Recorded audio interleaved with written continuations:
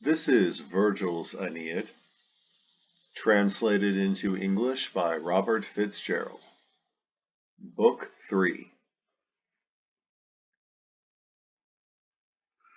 Now our high masters had seen fit to visit upon the Asian power of Priam's house unmerited ruin, and the sea god's town, proud Ilium, lay smoking on the earth.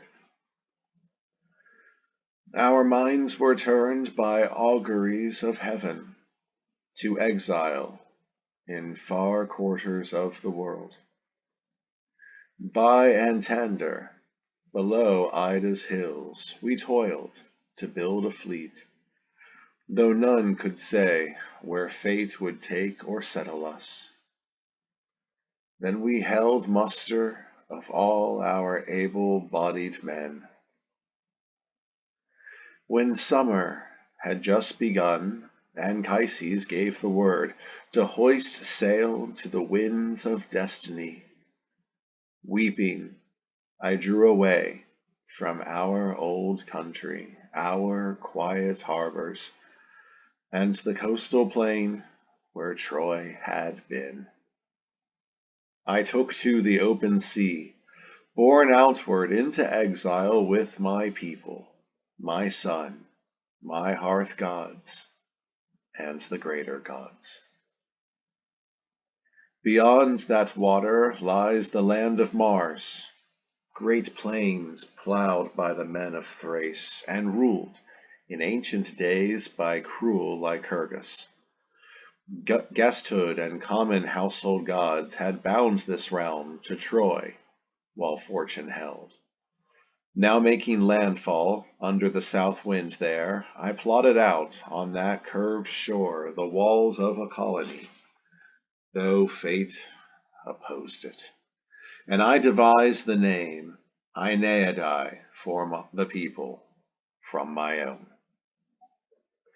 As I made offering to Dione's daughter, my divine mother, and to other gods who give protection to a work begun, I readied for the knife there by the sea a sleek bull to the overlord of heaven. Now as it happened, the ground rose nearby in a low hummock, overgrown with cornel and myrtle saplings flickering in a thicket. I stepped over, trying to tear away green stuff out of the mound to make a roof of boughs and leaves over the altar. There I had sight of a gruesome prodigy beyond description. When the first stalk came torn out of the earth and the root network burst, dark blood dripped down to soak and foul the soil. Shuddering took me, my heart's blood ran slow and chill with fear. But once more I went forward and fought to pull another stubborn shoot, to find what cause lay hid there, and again dark crimson blood ran out of the ripped bark. My spirit strove hard. I paid reverence to nymphs of the wild woods and Father Mars, guardian of Thrace, that they might make this vision turn to good and lift away the omen. Then I doubled my effort, a third time wrenched at a green shoot, grappling on my knees against the sandy ground. Should I tell this, or hold my peace? A groan came from the mound, a sobbing muffled in the depth of earth, and words were carried upward.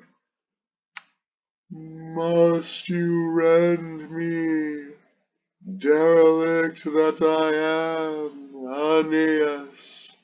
Spare me, now I am in the grave. Spare your clean hands, defilement. I am no foreigner. Old Troy gave birth to me. This blood drips from no tree. Ah, put the savage land behind you. Leave this shore of greed. For I am Polydorus.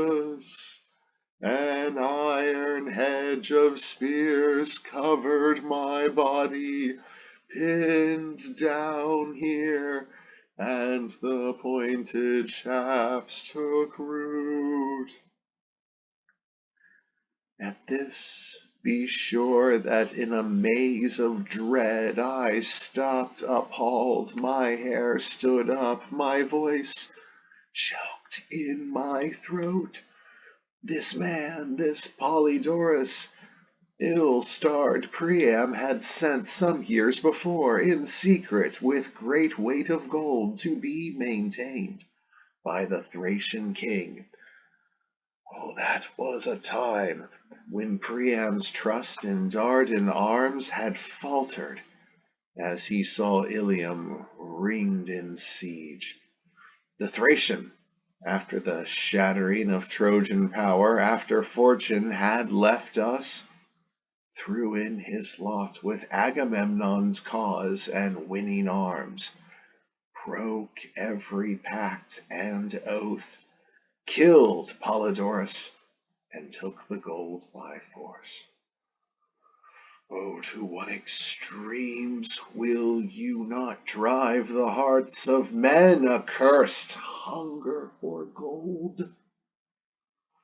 Oh, when faintness of dread left me, I brought before the leaders of the people, my father first, these portents of the gods, and asked their judgment. All were of one mind. We should withdraw from that earth, stained with blood, with guesthood so profaned, and give our ships the winds and sea again. For Polydorus, therefore, we held a funeral. On his grave we heaped up earth, and altars to the dead were decked with night blue bands and cypress gloom, round which our women mourned with hair unbound. We brought up foaming bowls of milk, with shallow cups of consecrated blood to pour, and put to rest the spirit in the tomb, giving the last loud cry.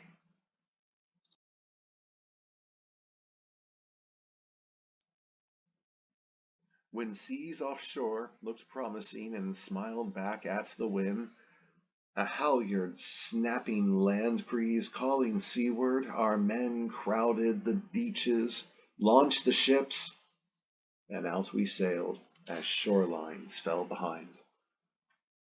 Mid-sea, a holy island lies, most dear to Aegean Neptune and the Nereid's mother. Once in its course afloat from coast to coast, the filial archer god had tied it up to Mykonos, the sea mark, and to Gyaris, enabling it at rest to scorn the winds. Here we put in, and the serene island haven welcomed our tired men. We went ashore in pilgrimage to Apollo's town. King Aeneas, both king of Delians and priest of Phoebus, garlanded in snowy wool and laurel, came to meet us, greeting his old friend, Anchises. We joined hands, then at his side entered the temple of the god. I paid my homage to that shrine of ancient stone, praying, O god of Thymbra, grant a home and walls to weary men, Grant us posterity and an abiding city. Guard our second tower of Troy, this remnant left alive by Danaan's swords and pitiless Achilles. Whom should we follow? Or by what seaway dost thou direct us? Where may we settle now? Father, grant us a sign. Enter our hearts. These words were barely uttered when it seemed of a sudden everything shook. Door sills and laurel, the whole ridge round us quaking, and the cauldrons sang low from the sanctum, now thrown open.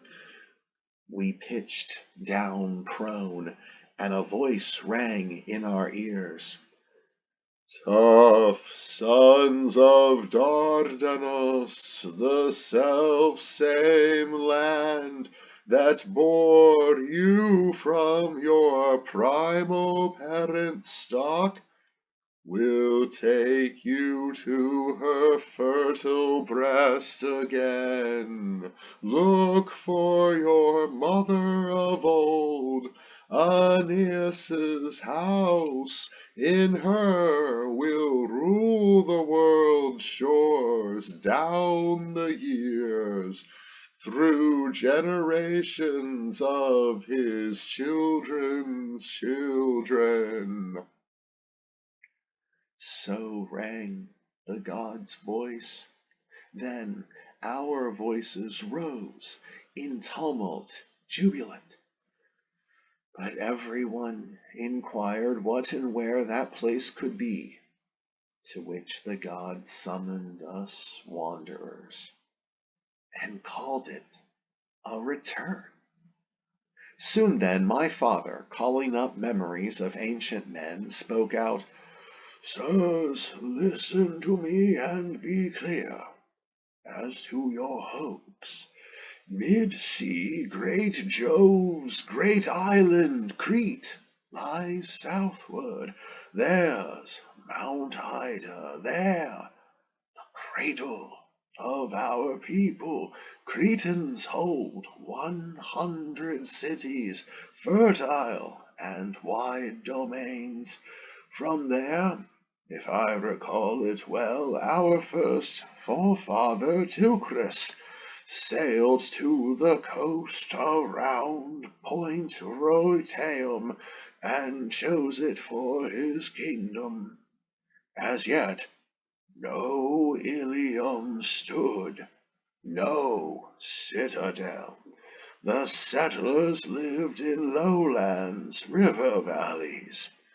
There was the origin of Mount Cybeleus' mother goddess, with her Corybantes, brazen ringing cups, her grove on Ida.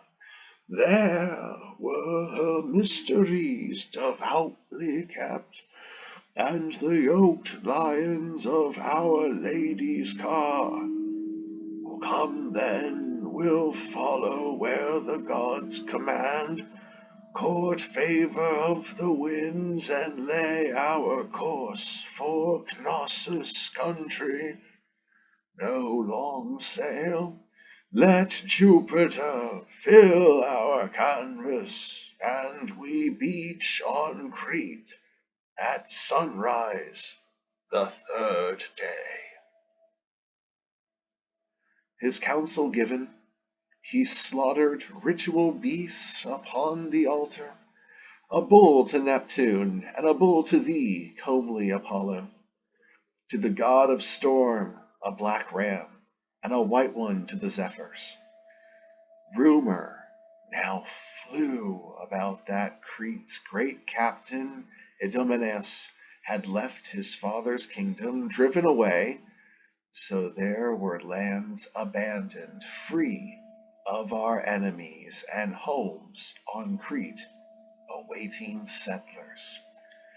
Out from Ortygia's cove we spread our wings to fly over the sea, past Naxos and the Maenad heights, then past Dancia's greenery, Oleros, and snow-white rifts of Paros, all the Cyclades that stud that reach of sea. We sailed along through channels between shore on foaming shore, as men vied at ship handling, shouting out and cheering one another, "On to Crete! On to our ancestors!" And from astern the wind blew, freshening, to chase us on. At last we ran into the ancient land of the Curetes. I could barely wait to build our hoped-for city walls, to be called Pergamum, I said.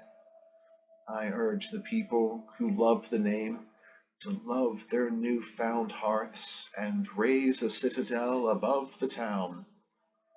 Our ships were not long cradled on dry land, our men not long engaged in marriages or sowing the new fields, while I gave out homesteads and laws, when, without warning, plague out of infected air to sap our bodies came on us, pitiable to see, and came to blight our trees and crops. A year of death.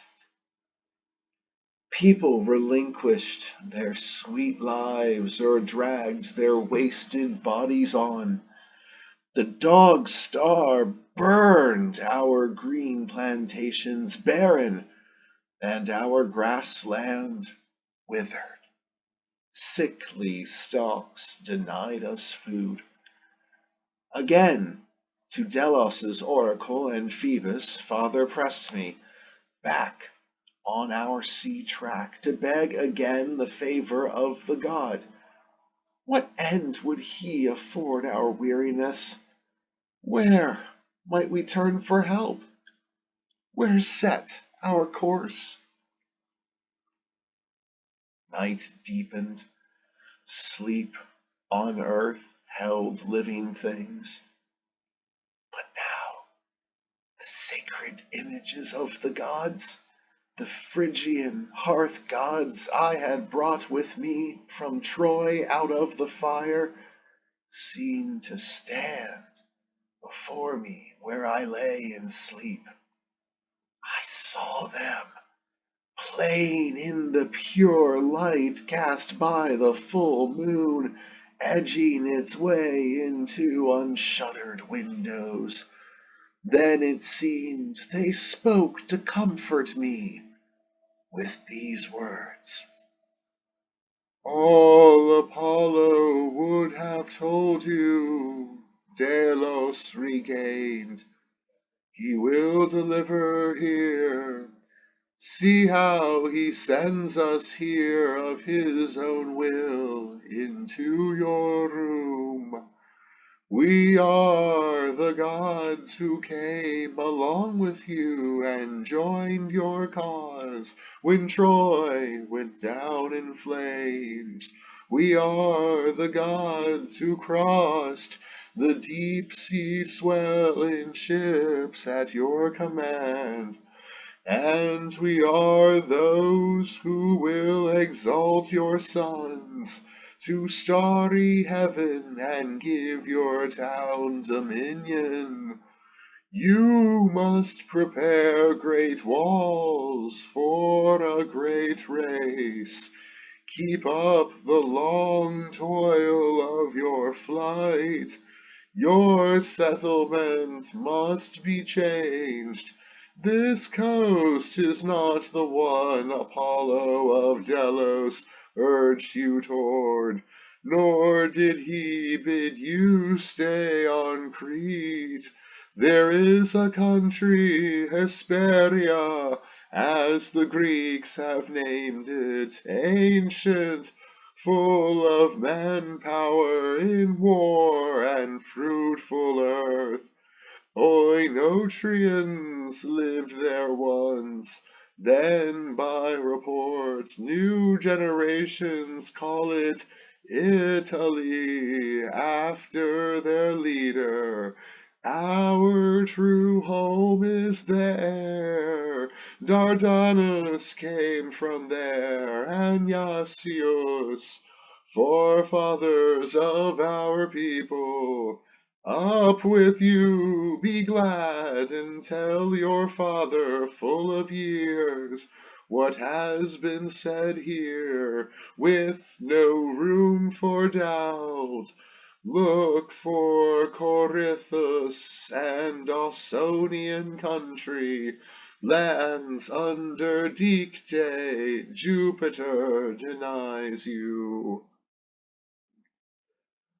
Breathless with awe at these appearances, at the divine voice. And all this no dream, no, for I saw them, large as life, before me. The veiled heads and the faces near at hand. So cold sweat soaked me head to foot. I tore myself from bed, I lifted up my hands and voice to heaven, then I poured pure offerings at the fire. These rites performed, to my satisfaction, I recounted all that strange event in sequence to Anchises. He saw the ambiguity of the two ancestral lines, the double parentage, his late-born error about ancient places. Then he said, "Son, pitted as you are against the fates of Ilium, Cassandra alone made such a prophecy to me. I call it back now. How she could foretell this future for our people, saying often Hesperia and the realm of Italy. But who could think the Trojans would migrate to evening lands? Or whom then could Cassandra move by foresight? We should yield to Phoebus, taking a better course, as we are shown." With this, we were all happy to comply. We soon abandoned the new colony, leaving few souls behind and making sail in the decked ships we took to the waste sea. When we had gained the offing to the west, no land in sight now, but sky everywhere, and everywhere the sea. A thunderhead rose high above us, bringing gloom and storm with crisping dark gray water. Soon the winds made the sea rise, and big waves came against us. This way and that we tossed in the great welter. Low scud muffled daylight. Night and rain wiped out the sky. Flash after flash of lightning ripped from the burst clouds. We were blown off course and veered in darkness over the waves. My pilot, Palinurus himself, could barely tell day from night, he said, and sighting nothing but sea about us, could not keep direction. 3 days on the deep sea, muffled in fog, 3 starless nights we wandered blind. At dawn on the 4th day we raised land far away in clearing weather, hilltops and then smoke, a spiral in calm air. Our sails came down. We took to the oars. No dallying, the seamen heaved up whirls of foam on the dark blue sea, pulling across it.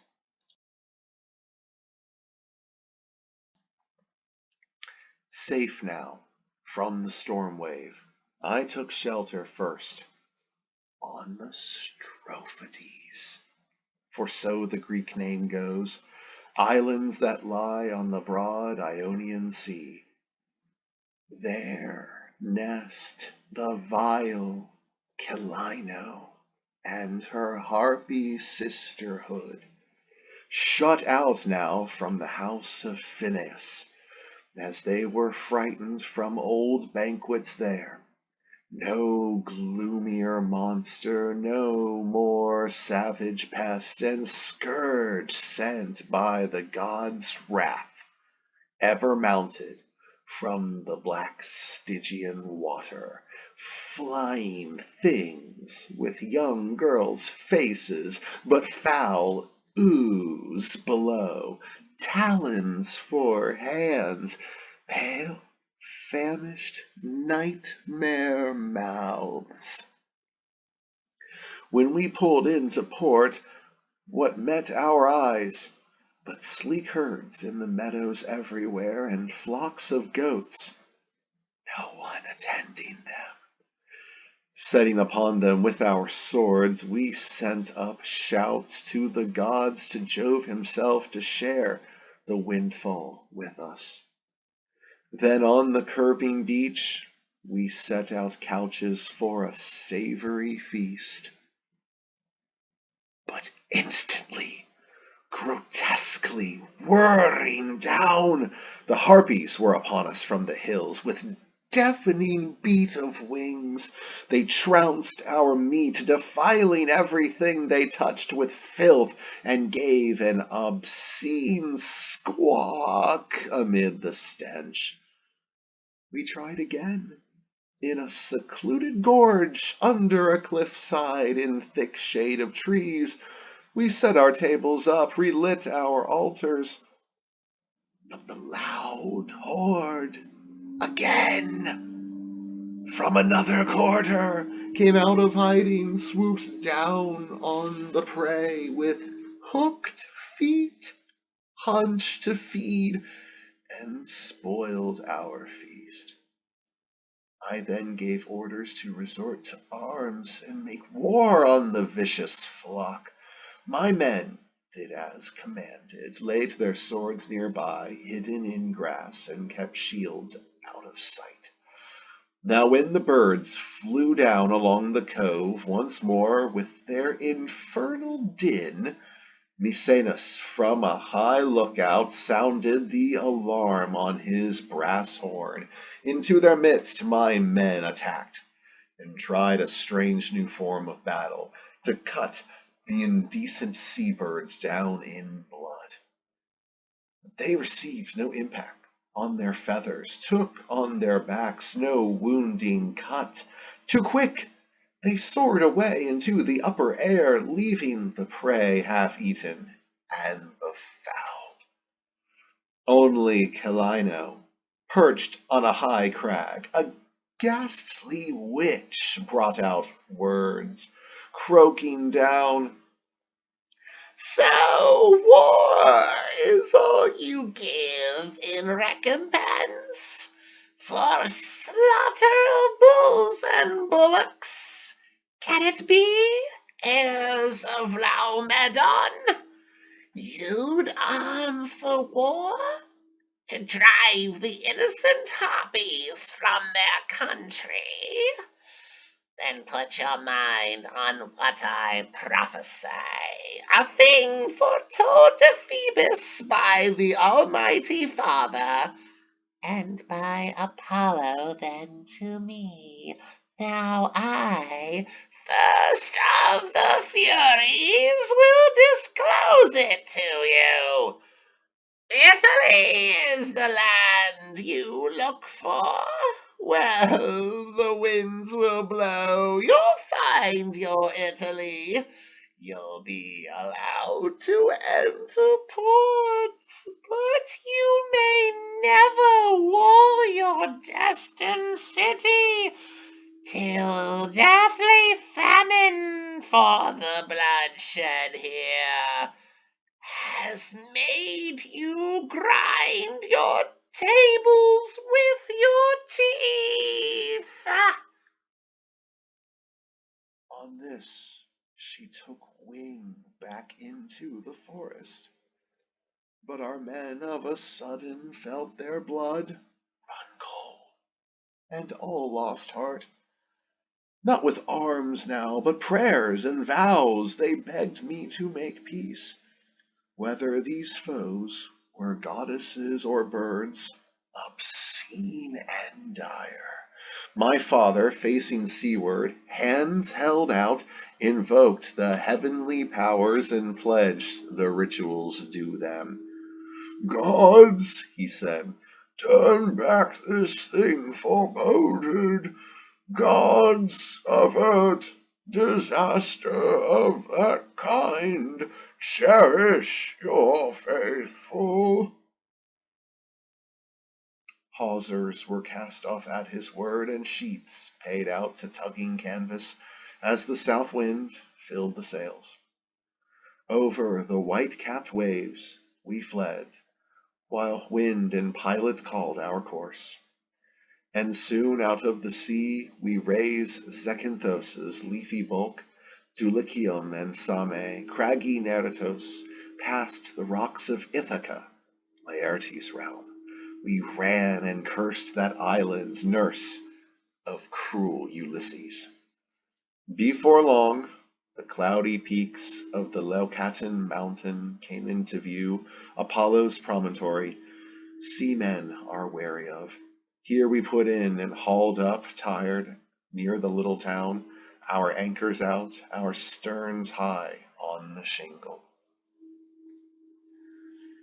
Then, having gained this land beyond our reckoning, we purified ourselves in the sight of Jove, and lit with offerings our altar fires. Then on the Actian shore held games of Ilium. The men, all naked, slippery with oil, fought bouts in our traditional wrestling style, glad to have run past all those Argive towns, and carried out our flight amid our foes. The sun went slanting round the mighty year, and freezing winter came, roughing the sea with northern gales. Against the temple columns I nailed a shield great Abbas carried once, all rounded bronze, and cut this legend on it: "Aeneas from victorious Greeks these arms." Then I ordered the rowing benches manned, the harbor left behind. They made a race of it, my men, digging their oars into the swell and surging on.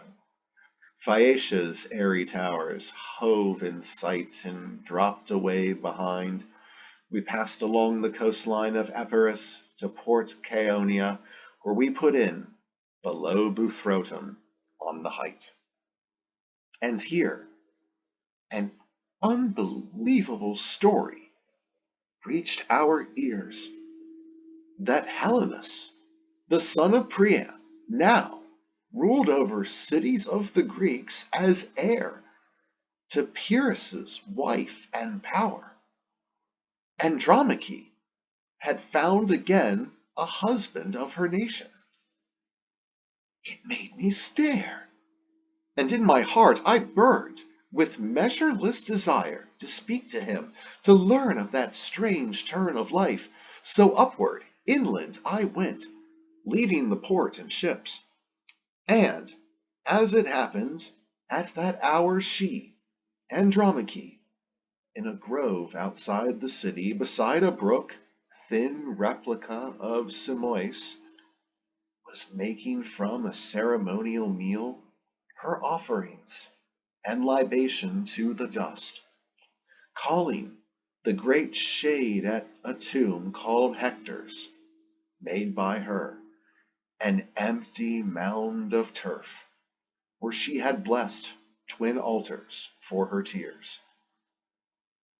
But when she saw me coming, saw the men around me in Trojan arms, her mind misgave, and, gazing at this ghostliness in terror, she stood there pale and rigid, till the warmth ebbed from her, and she swooned. And it was long before she spoke, or barely spoke. Your face, can it be real? And you real messenger coming before me? goddess born, alive? Or if sweet daylight left your eyes forever, where is my Hector? Then she wept, and filled the grove with wailing. I had difficulty forcing a few words out amid her passion. So overcome I felt, but murmured to her, "Alive, oh yes, through every mortal danger this world holds, I carry on my life. Be sure that what you see is real. Ah, tell me, since you were so bereft of such a husband, what change has come to your relief? What fortune worthy of the wife of Hector, Andromache, then Pyrrhus's wife and slave?" She bent her head with eyes downcast and whispered, "Happiest of us all was Priam's daughter, the virgin picked to die at the great tomb below Troy wall of our dead enemy. She never had to bear the slave's allotment, never laid hands on a lord and master's bed. But when our native city burned, we others were shipped out through far seas. I bore the pride and insolence of Achilles' warrior son, being brought to bed in slavery of his child." He turned then to a bride in Lacedaemon, Leda's daughter, Hermione. "He made me over to Helenus, to another slave. But now Pyrrhus is dead, Orestes, hot with lust for her whom he thought stolen from him, and maddened by the Furies for spilt blood, caught Pyrrhus unprepared and cut him down before his father's altar. By that death, part of the kingdom passed to Helenus. He called the plains Chionian, the realm itself Chionia, from the Trojan Chaon, and built a Pergamum, a citadel called Ilium's on this ridge. As to yourself, what winds of destiny gave you this voyage? Which of the gods impelled you, all unknowing, here to our coast? What of your child Ascanius, alive still, nourished still by the world's air? Even at Troy, one thought, but does the boy remember her, the mother who was lost? And do his father and his uncle Hector stir him to old-time valor and manliness?"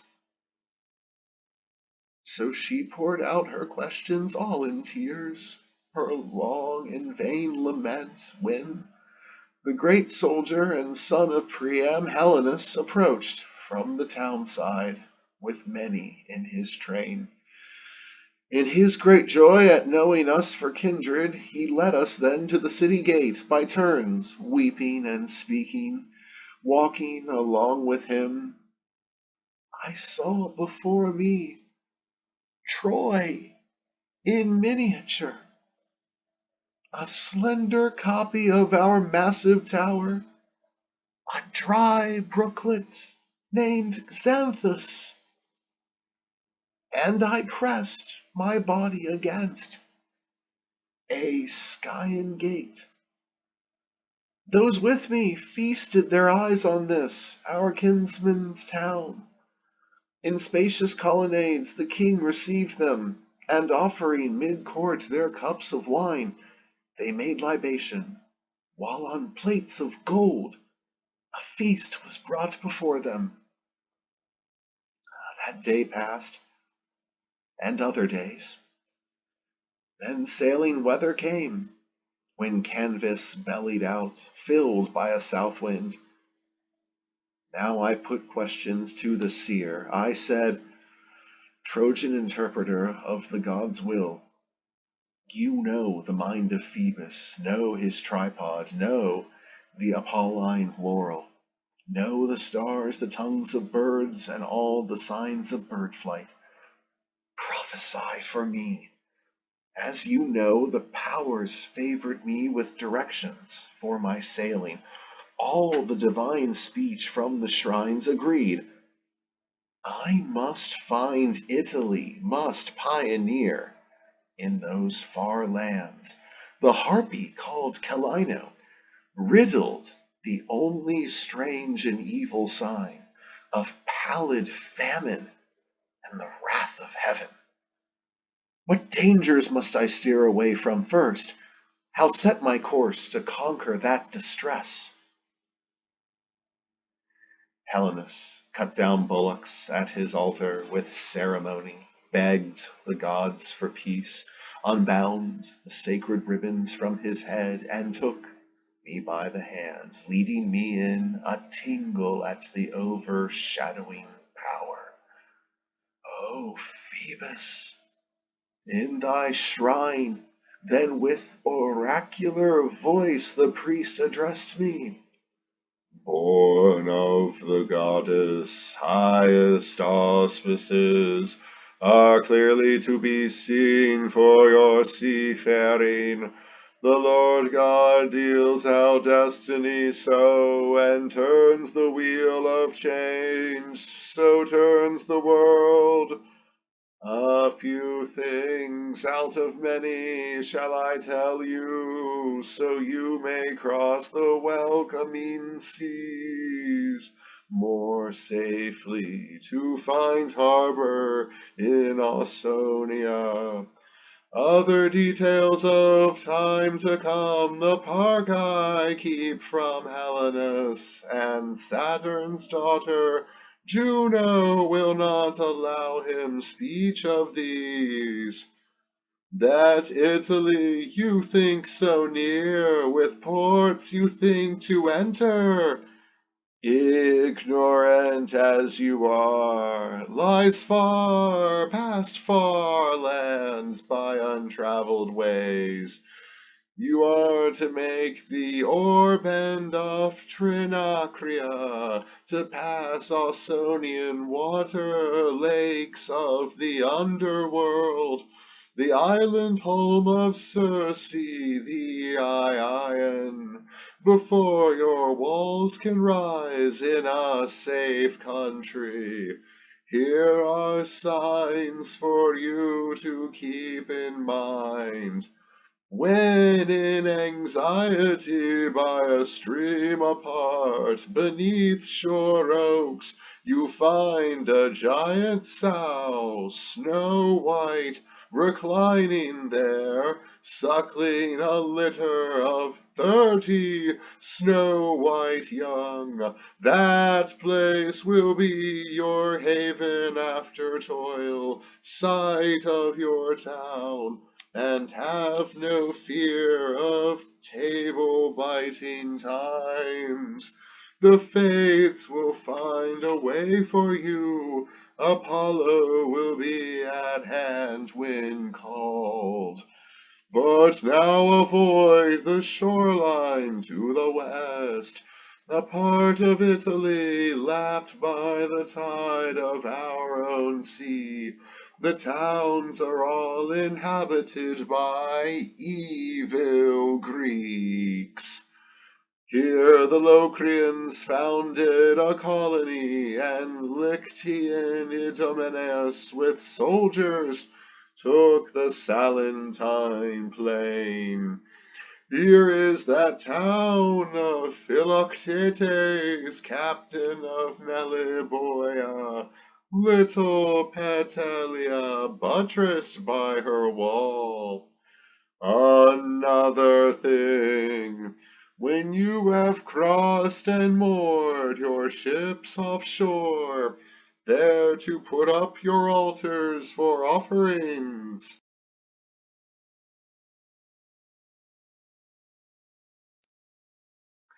Veil your head in a red robe against intrusions on your holy fires. Omen unsettling sights amid your prayers. You and your company retain this ritual, veiling in the future. Let your progeny hold to religious purity thereby. Now then, at sea again, as the wind takes you toward the Sicilian shore, and headlands northward dwindle up the narrows of Pelorus, steer for the coast to port, the seas to port, a long sail round, away from shores to starboard. These land masses in the past, they say, the one unbroken mainland long ago, in cataclysm leapt apart, a change that the long ages of the past could bring. The sea rushed in between to cut away Hesperia's flank from Sicily, and washed with narrow tide the sundered shores and towns. Now Scylla haunts the starboard side, Charybdis never appeased, the side to port, and deep in her whirlpool gulps down the great sea waves 3 times a day, and spews them up again, sending the whiplash of her spray to heaven. Scylla lies immured in a rocky cave, in clefts of inky darkness, darting out her faces, pulling ships onto the reef. First she looks human, a fair-breasted girl down to the groin, but then below, a monster creature of the sea, a wolfish belly merging in dolphins' tails. Better to round the sea mark of Pacanus and stand out to sea, taking the long route west, than sight weird Scylla in her overhanging gloom, and froth of rocks where sea-green hounds give tongue. Further, if Helenus can look ahead, if you can trust a seer, and if Apollo fills his mind with truth, I have one thing to tell you over and over again, one thing to warn you of, son of the goddess. Make your prayer first of all to Juno's godhead. Chant with a will your vows to her. Secure with humble gifts the power of that lady. So in the end, in triumph, with Trinacria left behind, you will be sent to Italy. Ashore there, when you reach the town of Cumae, Avernus's murmuring forests, haunted lakes, you'll see a spellbound prophetess who sings in her deep cave of destinies, confiding symbols and words to leaves. Whatever verse she writes, the Virgin puts each leaf in order back in the cave. Unshuffled they remain, but when a faint breeze through a door ajar comes in to stir and scatter the light leaves, she never cares to catch them as they flutter, or to restore them, or to join the verses. Visitors unenlightened turn away and hate the civil shrine. But here no thought of time spent in delay should count with you. Though crews reproach you, though the course you set calls seaward now, and you can fill your sails with wind in the right quarter, even so, pray to the prophetess that she herself consent to utter and chant her oracles. She will inform you of the Italian tribes, the wars to come, the way you should avoid each difficulty, or face it. Do her reverence, and she will bring you through by land and sea. These are the matters I may warn you of. Go and exalt the might of Troy in action. When he had said all this in friendliness, the seer commanded gifts of heavy gold and carven ivory brought to the ships. He stowed masses of silver between decks with cauldrons of Dodona, then a cuirass woven of chain mail triply laced with gold, and a magnificent helm plumed at the peak, the arms of Neoptolemus. Special gifts went to my father. Then he added horses, pilots too, and oarsmen as required, and fitted out my fighting men with arms. Meanwhile, Anchises ordered sails unhoused to catch a favoring wind without delay. Now the diviner of Apollo, bowing in august deference, said to him, Anchises, chosen by Venus for the pride of marriage, cared for by heaven, brought to safety twice from ruined Pergamum, look toward your land, Ausonia, make sail for it, and take it. And yet this shoreline you must skirt by sea. The sector of Ausonia meant by Apollo lies far away.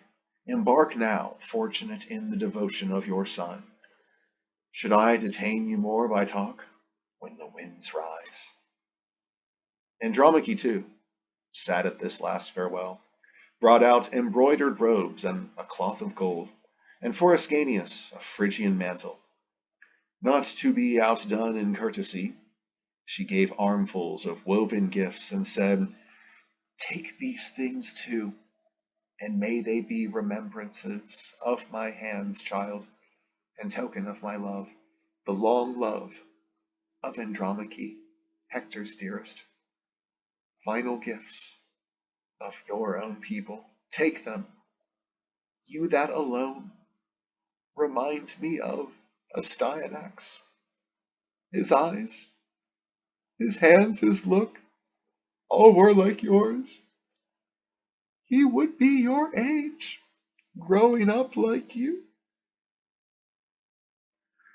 I said farewell, and tears came as I spoke. Be happy, friends. Your fortune is achieved. While one fate beckons us, and then another. Here is your quiet rest. No sea to plow, no quest for dim lands of Ausonia receding ever. Here before your eyes are replicas of Xanthus and of Troy, your own hands built, with better auspices, I pray, than less a challenge to the Greeks. If one day I shall enter Tiber stream and Tiber fields and see the walls of my people have in store for them, then of these kindred cities, neighboring nations in Epirus and in Hesperia, both looking back to Dardanus as founder, both to one sad history, we shall make a single Troy in spirit. May this task await our heirs.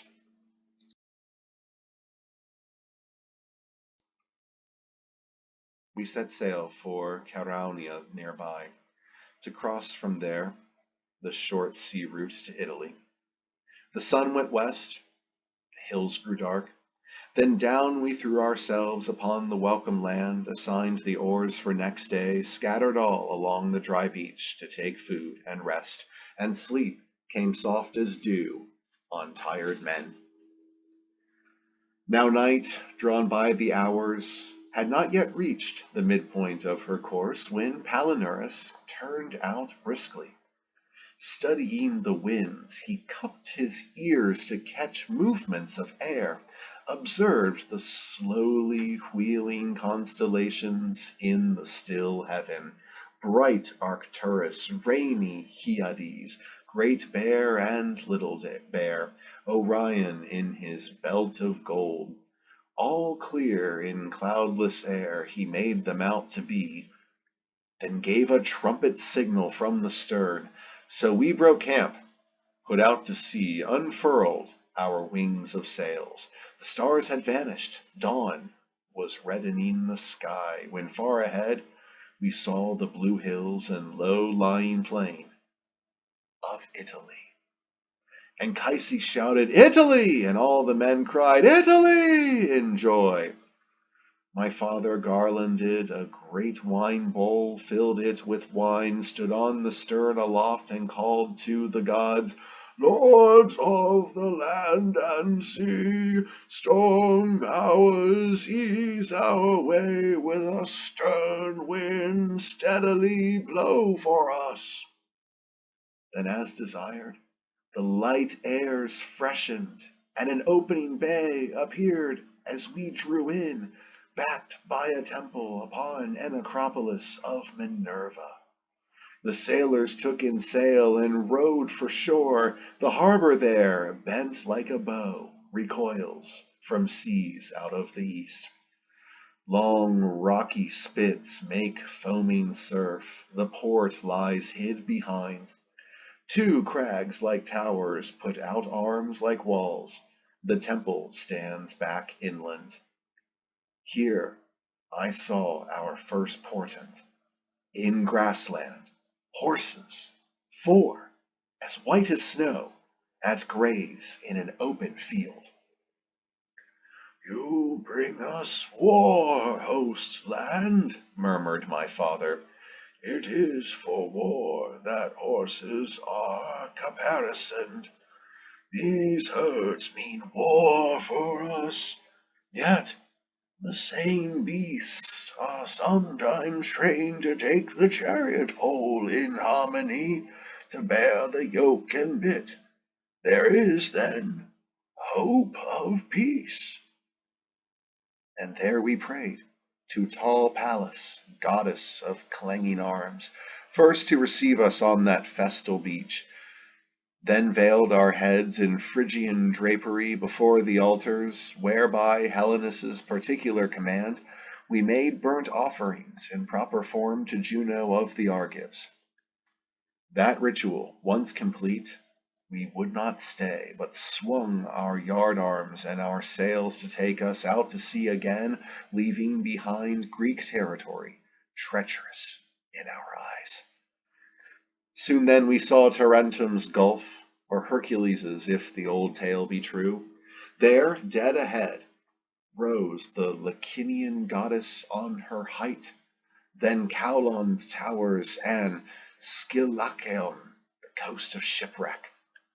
On the distant sky, Trinacrian Aetna could be seen, and soon we heard big seas groaning on beaten rocks, and voices of the breakers. Shoals leaped up before our eyes with sand in the sea swell, at which my father Anchises cried, "No doubt of it, here is Charybdis, that abyss, and those perilous points of rock that Helenus foretold, with deadly ledges under sea. Sheer off, men! Put your backs into the stroke!" They bent hard to the rowing as commanded, and Palinurus, in the leading ship, swung his creaking prow over to port. The whole flotilla followed him in turn, with oars and wind. On every rolling sea we rose to heaven, and in the abysmal trough sank down into the world of shades. 3 times the rock cliffs between caverns boomed. 3 times we saw the waves shock and the flung spume drenching the very stars.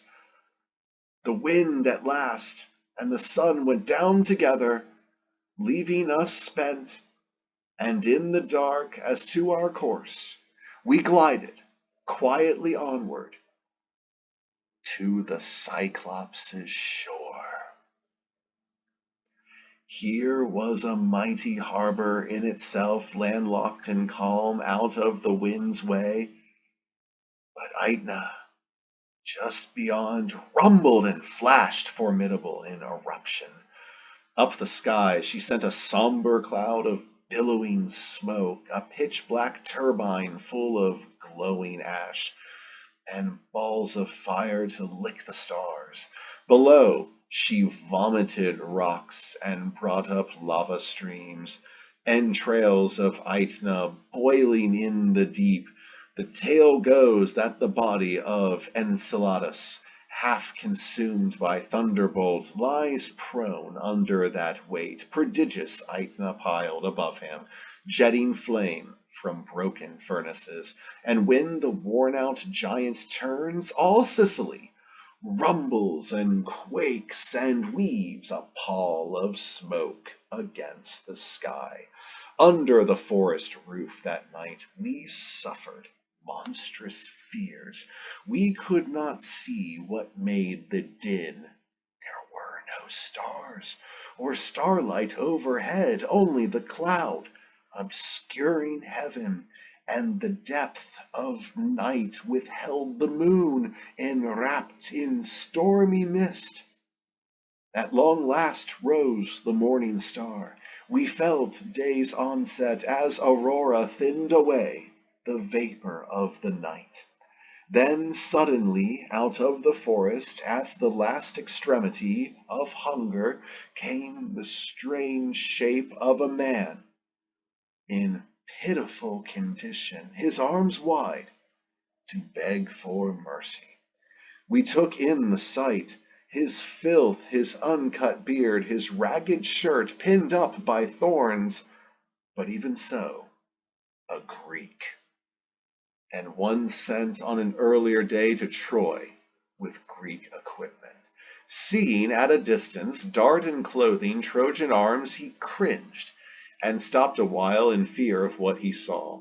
Then stumbled onward to the shore headlong, with tears and prayers. "In heaven's name," he said, "by all the powers, I beg you, oh, by the light and air we breathe, take me with you, Trojans. Anywhere at all will be good enough for me. I am, I know it, one of the Danaans, one from the fleet. I won't deny I fought to take Troy's gods. For that, oh, if so much harm came of our devilry, cut me to bits. Scatter me on the water, drop me in the sea. If I must die, death at the hands of men will be a favor." With this he took our knees and groveled, kneeling, clinging there. We told him to speak out, say who he was, born of what blood, what fortune put him in such a panic. And my father, after a moment, gave the man his hand to calm him by that touch, the sign of mercy. In the end, he put aside his fear and said, "I am Menithicum of Ulysses' company, that man beset by trouble. Achaemenides I'm called. My father, Adamastus, lived in poverty, so I shipped out for Troy. Oh, would God our life of poverty had lasted! My shipmates left me here, they all forgot me. scrambling to get away from the cave mouth and frightfulness in the cavern of the Cyclops. That is a blood-soaked hall of brutal feasts, all gloom inside and huge. The giant rears his head against the stars. Oh, heaven, spare earth a scourge like this, unbearable to see, unreachable by anything you say. The innards and the dark blood of poor fellows are what he feeds on. I myself looked on when he scooped up 2 crewmen in his hand mid-cave, and as he lay back, smashed them down against the rock face, making the whole floor swim with spattered blood. I saw him crunch those dead men, running blood and excrement, the warm flesh still a quiver in his teeth. Not that he did not suffer for the act, not that Ulysses put up with that outrage, or lost his self-possession in the pinch. Gorged with feasting and dead drunk with wine, the giant put down his lolling head, lay down enormous on the cave floor. In his sleep he dribbled bile and bits of flesh, mixed up with blood and wine. Oh, we prayed to the great gods, drew lots for duties, and surrounded him. Then with a pointed beam bored his great eye, his single eye under his shaggy brow, big as a Greek shield or the lamp o'er Phoebus. So we got back at him, some cause for pride, avenging our friend's shades. As for yourselves, put out to sea, poor fellows. Break your hawsers, tall and dangerous as Polyphemus, penning and milking sheep in his rock cave. There are 100 more unspeakable huge Cyclops everywhere, at large along these bays and mountain sides. And now 3 times the long-horned moon has filled with a new glow since I've dragged out my days in woods among the wild things' lonely dens, and from a peak spied on the Cyclops there. Oh, my heart a-tremble at their great footfalls, their shouts. Thin fare I've had, such as the boughs would yield me, berries, cornel, fruit, all stones with roots and grasses. As I looked out seaward, these were the first ships that I saw put in. Oh, whatever ships they might turn out to be, I handed myself over, boon enough just to escape these unholy savages. Better you take this life by any form of death you choose. He had no sooner spoken than we all saw, high on the mountainside, the shepherd, Polyphemus's giant mass, in motion with his flocks, advancing shoreward, vast, mind-sickening, lumpish. Heaven's light blacked out for him. He held a pine tree staff to feel his way with, and the woolly sheep were all his company, and all the ease or comfort that he had. On reaching the seashore and the deep water, he washed the fluid from his gouged eye pit, and gnashed his teeth and groaned, then waded out to the middle depth, where still the swell came short of dampening his haunches.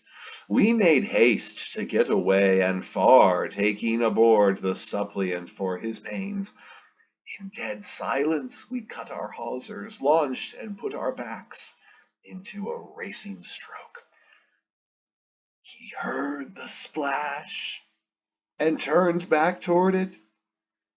But he never got the range of us to reach us, could not breast the full Ionian sea wading behind. At this he sent up an unearthly roar, at which the waves on the deep sea were shaken. Italy was affrighted far inland, and Aetna's caverns rumbled.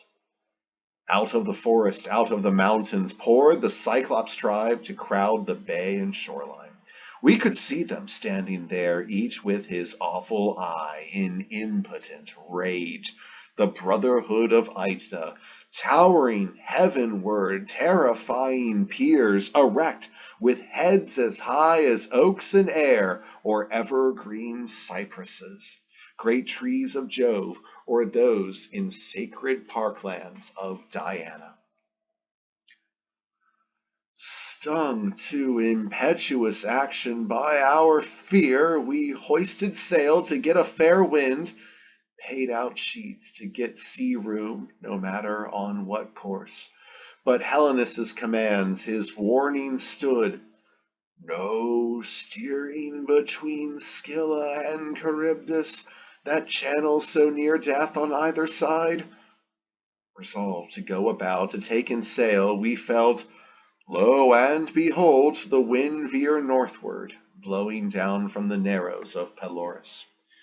We sailed then past Pantagia's river mouth, Megara Bay and Thapsus, that low islet, coastal places Achaemenides, hard-pressed Ulysses' shipmate, pointed out as he retraced his wanderings. There's an island lying beside of Sicilian Bay, facing Plemmyrium Point, where the waves beat. Early people called this isle Ortygia.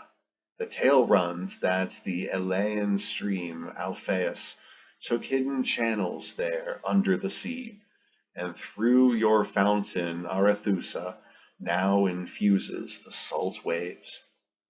There, as directed, we worshipped the pure powers of the place, then sailed on past Helorus's rich ploughlands and ponds. We coasted high crags of Pachinus with rocky tongues of land, and far away shone Camarina, never to be disturbed. Then the Galoan plain, Gela itself, named for a torrent.